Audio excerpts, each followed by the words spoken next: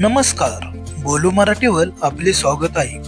आज आपण अजित पवार यांच्या राजकीय प्रवासाच्या सुरुवातीच्या पानात डोकावणार आहोत. चला तर जाणून घेऊया. अजित पवार यांचा राजकारणातील प्रवास हा थेट काही विधानसभेतून झाला नाही.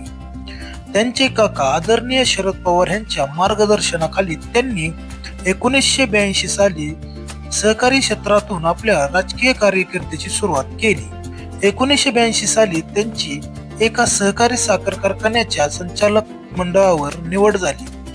हा त्यांच्या राजकीय कारकिर्दीचा पहिला टप्पा होता, जिथे त्यांना प्रत्यक्ष प्रशासनाचा आणि लोकांच्या कामाचा अनुभव मिळाला.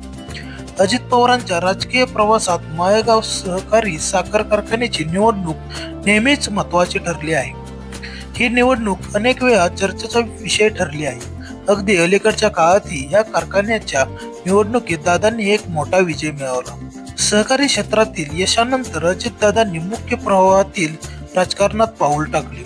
1991 साली त्यांची पुणे जिल्हा सहकारी बँकेच्या अध्यक्षपदी निवड झाली आणि तब्बल 16 वर्ष त्यांनी ते पद भूषवले. त्यानंतर 1995 साली अजित पवार यांनी पहिल्यांदा विधानसभेची निवडणूक लढवली आणि ते आमदार म्हणून निवडून आले. येथूनच त्यांच्या राज्यातील राजकारणातील सक्रिय वाटचालीला सुरुवात झाली. त्यानंतर ते सलग 7 वर्ष विधानसभेवर निवडून आले आहेत. तुम्हाला अजितदादांच्या राजकीय प्रवासातील कोणता टप्पा महत्वाचा वाटतो? आम्हाला कमेंट करून नक्की सांगा.